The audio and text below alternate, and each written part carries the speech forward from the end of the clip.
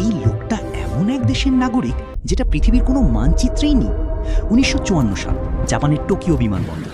এক সাধারণ যাত্রীর মতোই এক ব্যক্তি নামলেন, হাতে পাসপোর্ট, ভিসা সবকিছু ঠিকঠাক। কিন্তু সমস্যা শুরু হলো তখন যখন কর্মকর্তারা তার দেশের নাম দেখলেন টোরেট। লোকটি আত্মবিশ্বাসের সাথে বলল তার দেশ ইউরোপে, ফ্রান্স আর স্পেনের মাঝখানে। সে এমনকি মানচিত্রে দেখাতেও চাইল, কিন্তু সেখানে তো কোনো টরেট নেই, শুধু আন্ডোরা। তাকে জেরা করা হলো। সে বলল সে ব্যবসার কাজে বহুবার জাপানে এসেছে, তার পাসপোর্টে স্ট্যাম্পও ছিল, কিন্তু সেই দেশের কোনো রেকর্ড কোথাও নেই। সন্দেহজনক মনে হওয়ায় তাকে একটি হোটেলে পাহারায় রাখা হলো। দরজার বাইরে সিকিউরিটি, জানালা বন্ধ, পালানোর কোনো উপায় নেই। কিন্তু পরের দিন সকালে লোকটি উধাও। না কোনো দরজা ভাঙা, না কোনো চিহ্ন, শুধু সে নেই, যেন কখনো ছিলই না। তার সব কাগজপত্রও অদৃশ্য হয়ে যায়।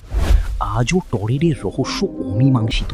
এটা কি কোনো প্রতারণা, নাকি এমন এক সমান্তরাল পৃথিবীর প্রমাণ যেটা আমরা এখনো বুঝতে পারিনি? হয়তো প্রশ্নটা একটাই, সে কি ভুল করে আমাদের পৃথিবীতে এসে পড়েছিল, নাকি আমরাই ভুল জায়গায় আছি?